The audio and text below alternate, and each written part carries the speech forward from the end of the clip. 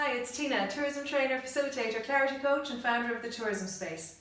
I want to talk a little bit today about this idea of high performance tourism networks. I've spent most of my career in tourism working very closely with destination networks, groups of people working together within destinations. And I believe really strongly in the benefits of tourism networks. And I know a lot of other people do. It's a strongly held belief right now that the key to a strong destination is strong collaboration within the destination by tourism operators and other stakeholders. So how do you ensure tourism networks maintain high performance and achieve what they set out to achieve? Well, I guess the first thing is that tourism networks generally get formed for the good of the destination. The idea that tourism operators and other stakeholders can achieve more together than they ever could separately, and that by working together, pooling their resources, they have a chance of elevating the destination environmentally, socially or economically. So they tend to start with the good of the destination.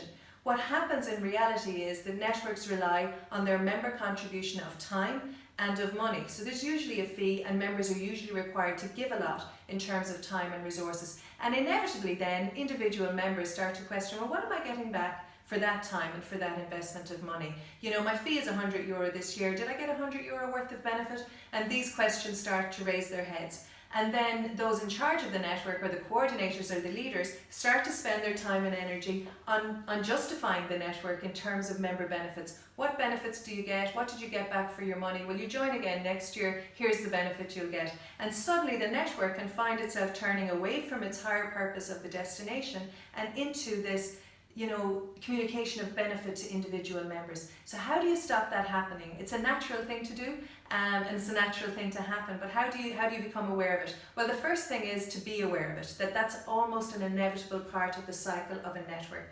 And one of the, my key themes is the idea of vision, is that the network keeps articulating and reinforcing its vision that it started out with. And like I said, that is most likely about the destination, about the environmental health of the destination, the economic health, the social health, or it's about the quality of the visitor experience. So those four things together are what the vision is about. So somebody within the network, or members in general across the network, need to maintain awareness of the vision and articulate it and reinforce it to each other often. The vision is the higher purpose, the thing that elevates you beyond thinking about your individual benefits and back into thinking about the destination overall.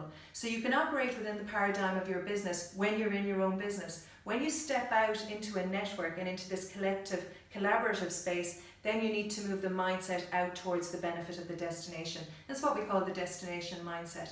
I think there's kind of three pillars that you can use as a reminder to members about the value of the network. The first thing is to remember that it's about visitors and not about members. I'm sure you'll identify the case of marketing materials like maps and leaflets and websites that end up becoming listings of the members or a catalogue of members' offerings. So everybody gets the same size photo, the same picture, the same amount of space, the same amount of words, the same details to them all. And members are happy that they all got an equal share of the pie. But visitors just see a list of random things in your destination. What they actually need to see is those operators pooled together into itineraries, into suggestions of places to stay, and that, with the legwork done for the visitor of how do you spend a day, 2 or 3 in this particular destination. So the first thing is it's about the visitors.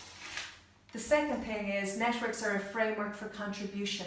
They're not a framework for benefit. What they do is they provide that space where you can collaborate with other stakeholders in your destination and start to achieve bigger objectives than exist just within your business. So they're a framework for contribution, not for benefit. And the third thing is that they are long-term in focus, not short-term in focus. So long-term is about this, like I said, the health of the destination, building destinations that last into the long term, way beyond even the life of the individual businesses. Unfortunately, the annual fee and the annual contribution is a necessary short-term focus, but it's important to remember that the network overall is about the long term. So 3 simple takeaways really from this in terms of achieving a high performance tourism network in your destination is to remember it's about primarily the visitors, not the members. It's primarily about contribution, not benefit, and it's primarily about the long term, not the short term.